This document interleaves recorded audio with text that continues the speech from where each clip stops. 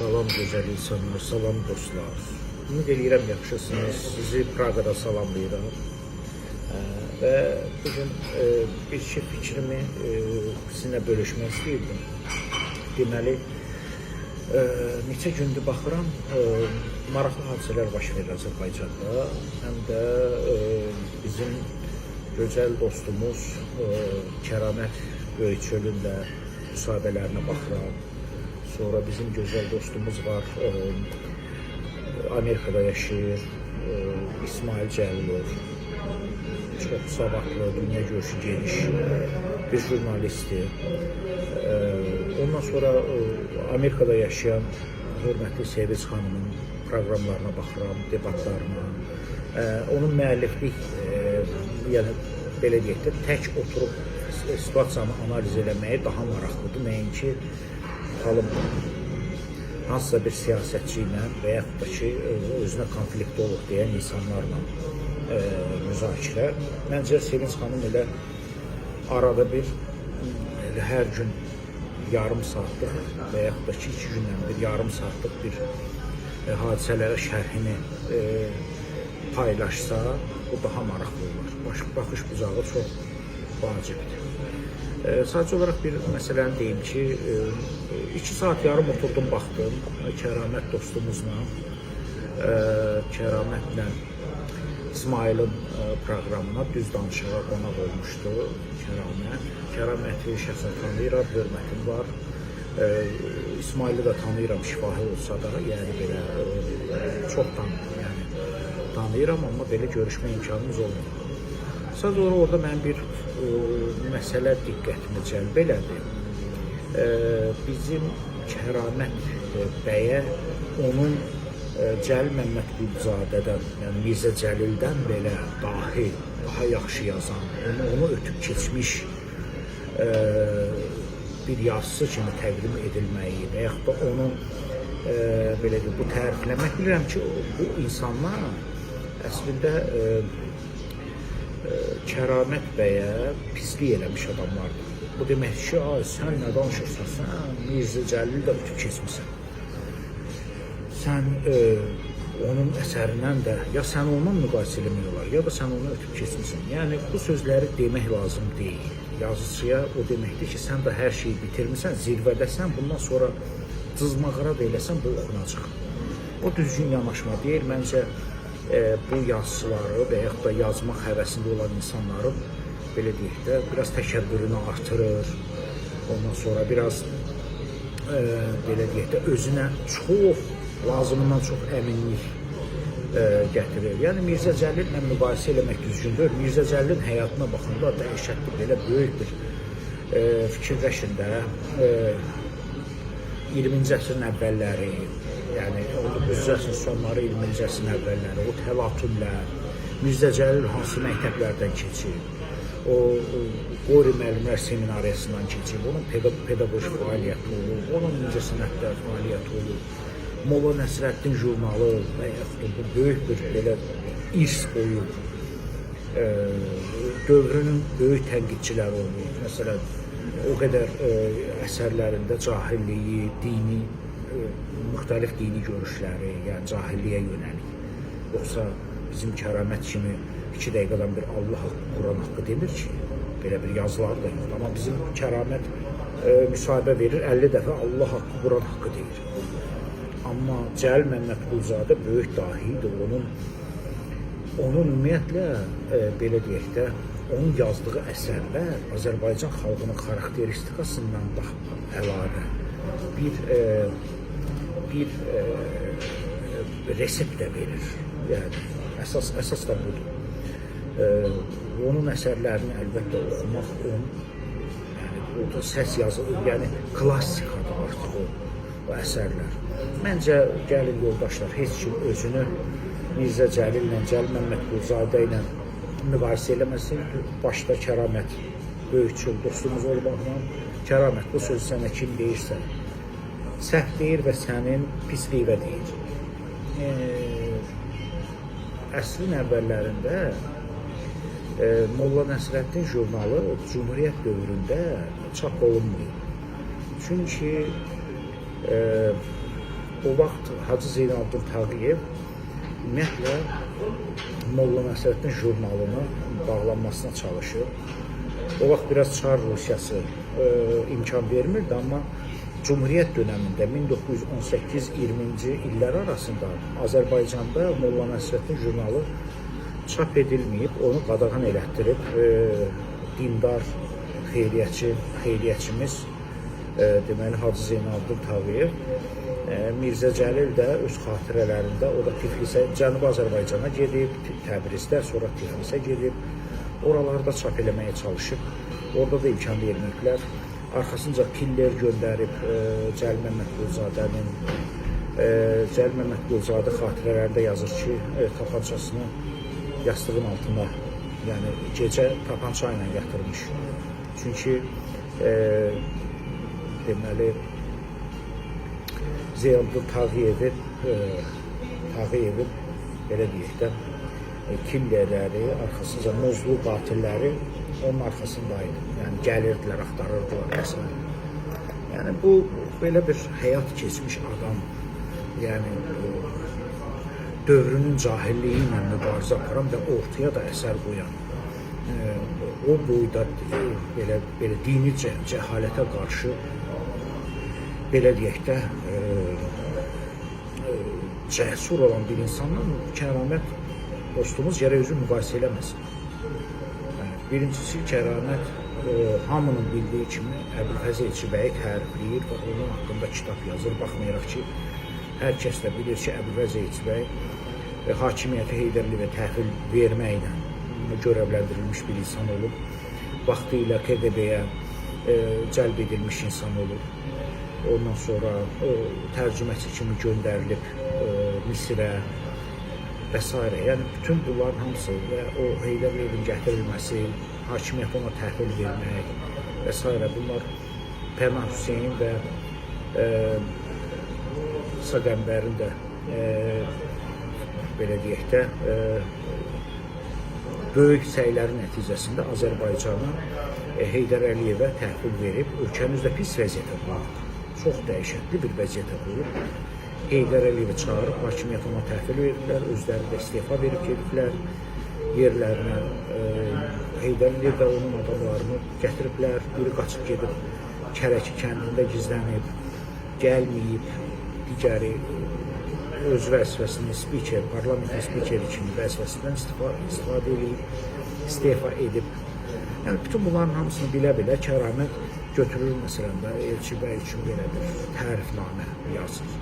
Bilir ki, bu da müəyyən bir xal gətirə biləcək, amma kəramət demir ki, ən gözəl insanın bir silahı olar da, o da səmimiyyətidir. Yəni, səmimiyyət çox yaxşı şeydir. Səmimiyyət çox yaxşı şeydir və Azərbaycan xalqına xalq olaraq yaxşı olar ki, Elmira Akademiyasının ətrafında gəzən 2-3 və yaxud da 10-15 və yaxud da nə bilim 50 nəfərlə mübahisə eləmək düzgün deyil. Yəni Azərbaycan xalqını mən tanıyıram, mən bilirəm və s. Bütün bunlar hamısı əlbəttə nisbi deyilmiş şeylərdir. Dünya görüşü olmalıdır, gəzməlidir insan, səyahət eləməlidir. Gözəl yazıçılar, dünyəvi yazıçılar. Bunlar dünyanı səyahət edirlər, gəzirlər, baxırlar, insanları müşahidə edirlər və ortaya bir əsər qoyurlar. Yoxsa sən biləcərdə on tərəfə çıxma, nə bilim, elmlərdə on tərəfə çıxma və yazdığın əsər ancaq lokal, məişət, kommunal səviyyəsində olacaq. Böyük, qlobal əsər yaza bilməzsən, bu mümkün deyil. Bundan əlavə, Cəlil Məmmədquluzadə ərəb dilini, fars dilini bilir, rus dilini bilir, bu dilləri hələ öz Azərbaycan dilindən əlavə, yəni ədəbiyyat şünas, yazısı gərək bir başqa dilləri də bilsin ki, başqa dillərdəki əsərləri də oxusun.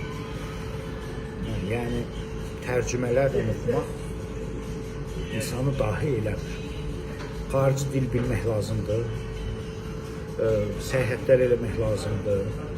əlbəttə ki, bundan sonra daha mükəmməl. Yoxsa əks halda lokal, yerli, kommunal məişət səviyyəsində yazı yaza bilərsən.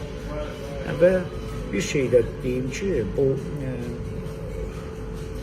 ümumiyyətlə Facebooku sabah bağlasalar, məsələn, Mark Zuckerberg sabah çıxsa, Facebook kəsdə açsın. İnanın ki, Azərbaycanda 90% tanınmışların hamısı yaddan çıxacaq, gedəcək və unudulacaq. İndi Facebookda sosial şəbəkədir də, ümumiyyətlə Avropada Facebook heç ciddiyə alınmır. Yəni Facebookda çox adam yoxdur. Çünki ciddi yer deyil. Azərbaycan üçün ciddidir.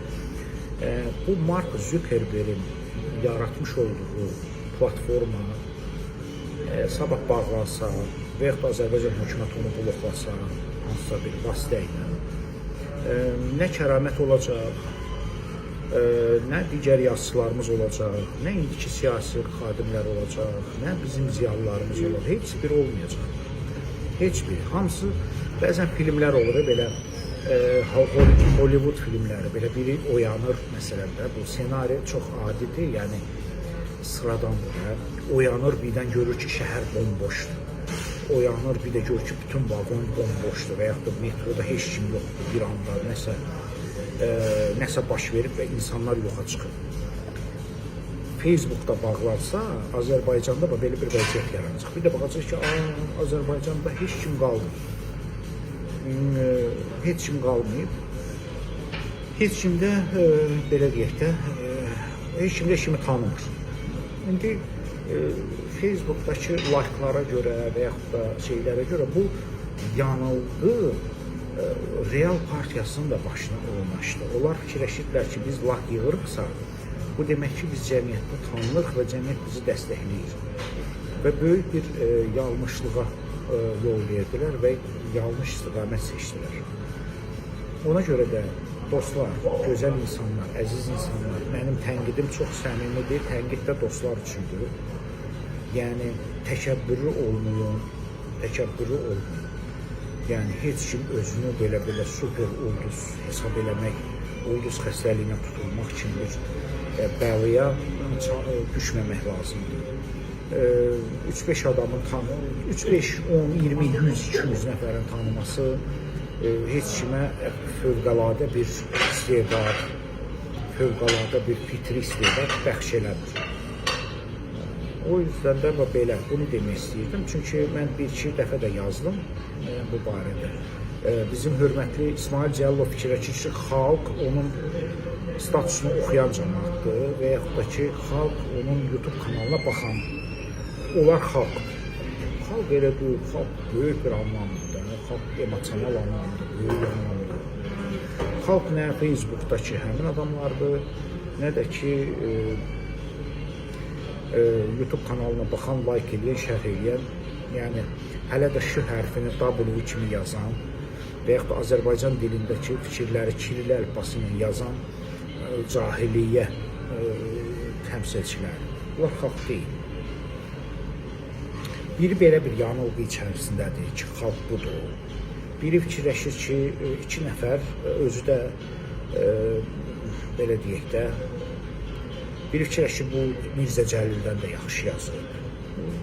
Daha, ümumiyyətlə, bu yorulub xalqdan, yorulub insanlardan, artıq şeyə çəkilmək, belə deyək, vallahi heç kimə də ehtiyacı da yoxdur.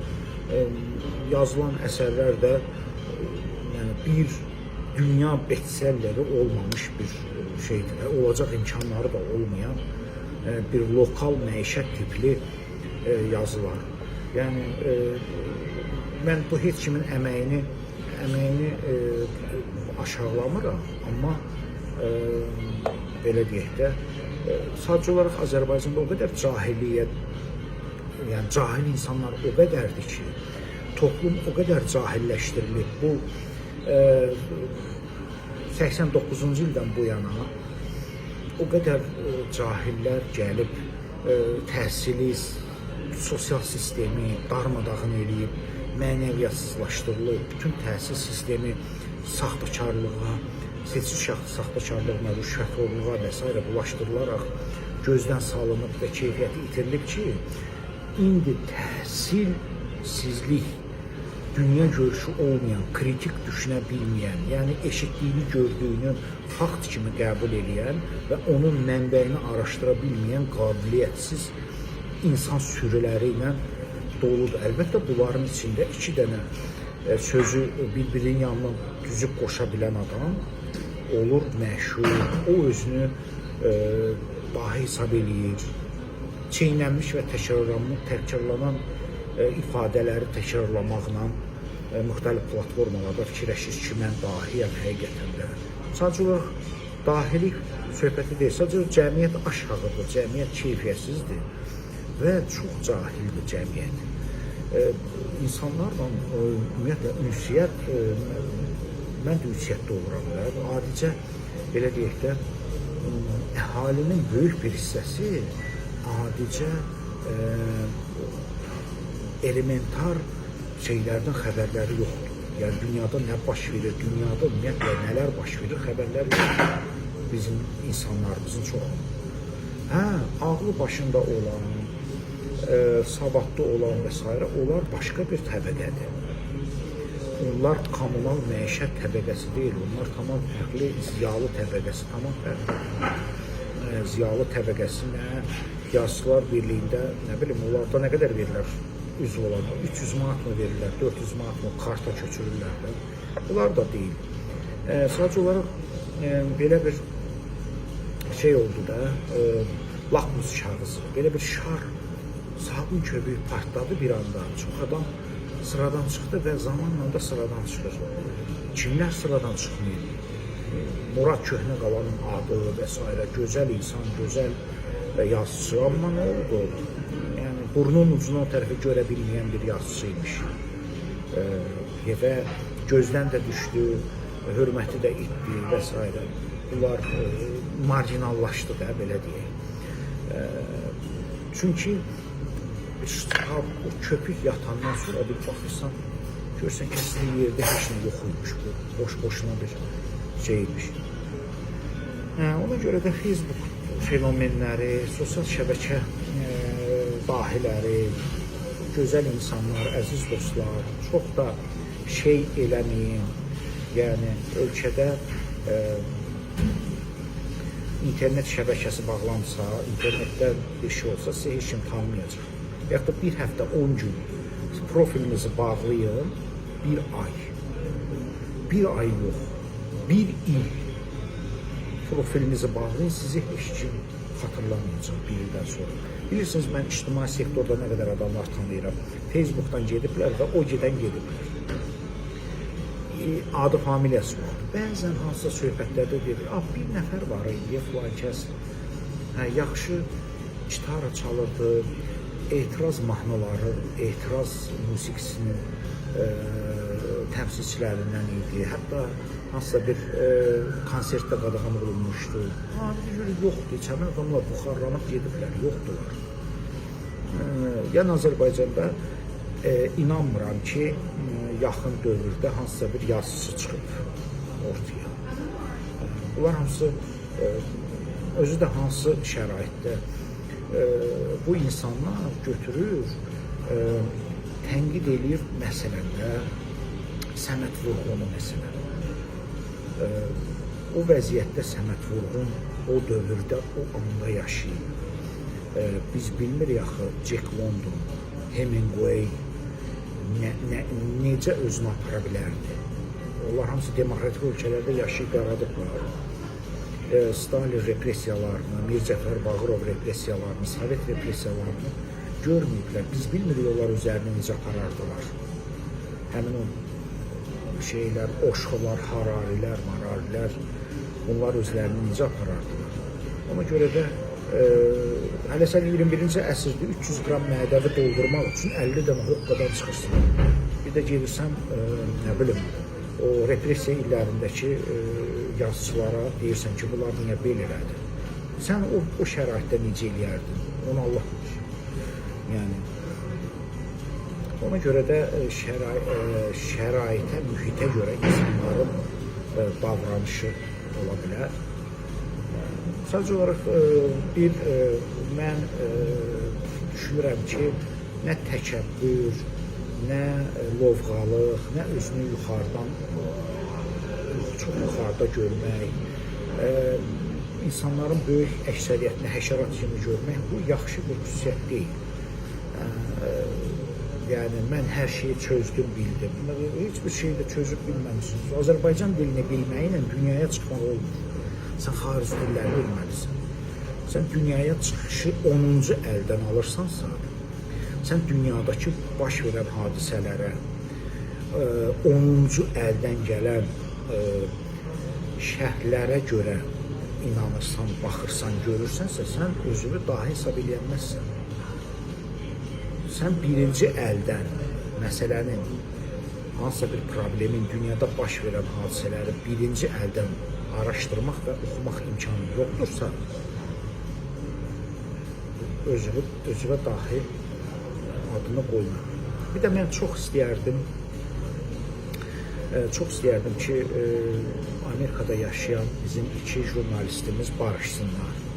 Sevinç Osman qızı ilə İsmail Cəllov barışsınlar. Onların arasında soyuqluq var, mən bildiyim qədərilə.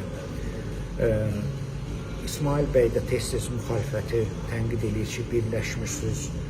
Sevinç xanım da deyir, birləşmişsiniz. Bu müxalifət indi bunların arası, siz Amerikada yaşayırsınız, qürbətdə yaşayırsınız. İkiniz də ailəsin, belə deyək, o nəsil nümayəndəsinisiniz. İkiniz də çox istedadlı insansınız.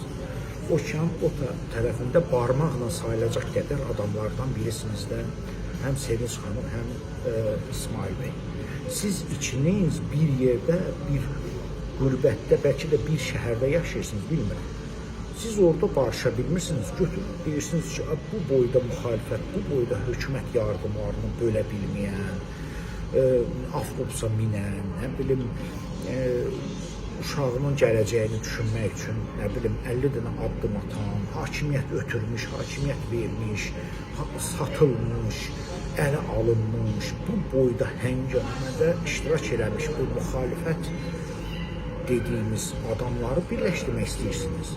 Amma özünüz, öz aranızda olan kiçik bir mübahisə və ya da bəlkə də çox mənasız bir mübahisədir, onu həll edə bilmirsiniz öz aranızda. Məncə, elə özünüzdən başlayın. Mən istərdim ki, iki dəyərli jurnalist, istedadlı, həqiqətən mən düşünürəm ki, ikisi də çox dəyərli jurnalistlərdir. O ikiniz birləşsəniz, barışsanız, birlikdə fəaliyyət göstərsəniz, böyük nailiyyətlər əldə edilir. Sevinç xanım, məsələn, bəzən baxıram, ola bilsin, məsələn, burada Azadlıq Radiosunda bəzən işləyənlərlə görüşdə, söhbətdə deyirlər, biz Azərbaycanda iqtisadçı tapa bilmirik, Azərbaycanda siyasi şərhçi tapa bilmirik, müsahibə alaq. Mən başa düşürəm Sevinç xanımı da ki, bir də görürəm ki, açılır, bir də dünyanın hansısa bir aşqada olan hadisə, Amerika senatında olan hadisəni Sevinç xanım da götürür, nə bilim, Tural Sadıqlı ilə müzakirə edir, nə bilim, az qala Qabillə müzakirə eləsin. Bunlar bu nə adamlardır? Bunlarla siyasət, mən ona görə baxmıram, keçirdirəm o tərəfə, deyirəm, siyasəti də yoxdur, da indi, yalandan ötürülmüş dedikodu, faktlara əsaslanmayan, uydurma, belə bir şeyləri müzakirə etmirlər. O Sadıqlı ilə də, nə bilim, Qabil Məmmədovla da, o birisi ilə də, bunlar hamısı söyüş müxalifətidir, belə zırcındırdılar da bunlar. Bu tör-tökündə əcinələrlə əcinə söhbətləri eləmək olar. Amma siyasət müzakirə eləmək olmaz. İctimai siyasi məsələlərə bunlarla bir yerdə olmaz. Mən çox ümid edirəm ki, Sevinç xanım da tapacaq Azərbaycanda var belə insanlar, yaşayırlar, müşahidə edirlər. O insanlarla bir hansısa məsələləri müzakirə etmək üçün müxtəlif qonaqlar, savadlı insanlar tapacaq, çıxardacaq üzə və təqdim eləyəcək. Sevinç xanım möhtac qalmasın bu şeylərə, bu hər 9-10 məlumatının 11-i yalan olan şeylər. Güya ki, bunları kimsə nəsə ötürür, nə bilim, neyir. Bütün verdikləri proqnozların da 99%-i yalan. Adı bəstirində belə də ciddi, qeyri-ciddi olmayan istedadınızı boş yerə xərcləməyin. İsmail ayrı-ayrılıqda tək-tük belə adamları çıxardır, hamını çıxartmır da. Tək-tük belə maraqlı bəzən. Məsələn də tutalım, hansı bir Elman Fəttahı bəzən çıxardır, nə bilim, danışmağa. Yəqin adam tapmayanda onu çıxardır da, nə bilim belədir. Amma çox keyfiyyətli insanları da çıxardır da söhbətə. Yəni, maraqlı adamları da dəvət edir. Həm onun Rusca verilişləri olsun, istər Avropa Şurasının Azərbaycan üzrə məruzəçiləri olsun, onları tanıtdırır, bizə iç yüzlərini tanıtdırır. Sevinç xanımın məsələn maraqlı müsahibələri olur, İngilis dilli auditoriyada Paul Gobel'la çox maraqlı müzakirələri olur. Yəni miqyasa bax da sən. Yəni sonra da Paul Gobel'la müzakirə eləyir Sevinç xanım. Sonra gəlir Tural nə bilim Sadıqlı ilə nəysə. Oradan da bu belə bu qədər şey eləməyin də, belə dalğalar eləməyin də. Siz yəni hardan hara? Adam tapmırsınızmı müzakirə eləməyə? O dediyim kimi əcinnə söhbətlərini əcinnələrlə danışmaq olar, amma ciddi məsələləri yoxdur yəni. Ciddi məsələləri yox. İndi şeydə bizim Kəramət kimi, Kəramət də təzə söz öyrənib şeydən, Frans Kafkanın sözü var, ölümün olduğu yerdə heç nə ciddi deyil. O Kəramət bir iki dəfə onu müəlliflik hüququnu özündə şeylədir ki, mən belə deyirəm, amma onun sözü deyil, o Frans Kafkanın sözüdür. İndi ölüm var deyə, neyiniyək, yıxılaq ölək, yəni ciddi olmayaq, hər şey lağlağını eləyək. Çünki siz ciddi olun da, siz ciddi olun, ciddi müzakirələr, çünki olmur da, dünya 5 günlük deyil də, dünya 5 günlük deyil. Yəni ki, belə yoldaşlar, gözəl insanlar, tənqidim dostlar üçündür, lovğalıq eləmək də lazım deyil, biraz aşağı yenin, biraz qazınızı alın, çox yüksəkdən getməyin. Yazıçılıq dünyanın hər yerində ikinci sənətdir. Heç kim yazıçılıqla dolanmayıb, heç bir möhtəşəm, möhtərəm yazıçı yazıçılıqla dolanmayıb. Onun bir işi peşəsi olub, bir kənarda da hobbi kimi yazı yazır. Kəramət deyir, yox, məni maliyyələşdirin, mənə çıxsın, biri pul versin, bilsin, ged otur, yazsın. Elə olmur, sən getməlisən, normal işləməlisən, insan arasına çıxmalısan. Yazıçılığın da sənin olmalıdır, hobbi. Ortaya nəsə, Azərbaycanda 90% yazıçılar şair elə bilir ki, bunlar 2 dənə hecanı qoydularsa, bütün hamı bunları hesablarını verməlidir, şotlarını verməlidir. Mən Kəramətə aid eləmirəm. Nə bilim, görəmdə şair yazıçı tayfasını Azərbaycanda əvvəl dəhşət idi, yeyib içirdilər, durub çıxıb gedirlər, heç əlləri cibinlərinə atmırlar ki, mən 3 dənə heca qoşmuşam, şeir demişəmsə, mən hesab ödəyəsi deyiləm. Məni xalq yaşatma, öyle bir şey var arkadaş, bütün bu ədəbiyyat kənar peşədir, kənar peşə. Yəni, insanların öz peşəsi olur, çörək qazanmaq üçün. Yazıçılıq da, şairlik də, rəssamlıq da onun bir, belə deyək, bir qolu. Bu. İkinci bir tərəfdən də ki, yenə deyirəm, Sevinç xanımla İsmail bəy, əslində İsmail bəy bir-iki dəfə ondan misal gətirib, müsbət mənada, çox müsbət mənada son dövrlərdə statlar gətirib və mən istərdim ki, bu ikiniz artıq oturun, danışın, iki istedad oturub gic adamlara mühtac olmayın. Sizin ikiniz həqiqətən də istedadlı insanlarsınız, Amerikadasınız.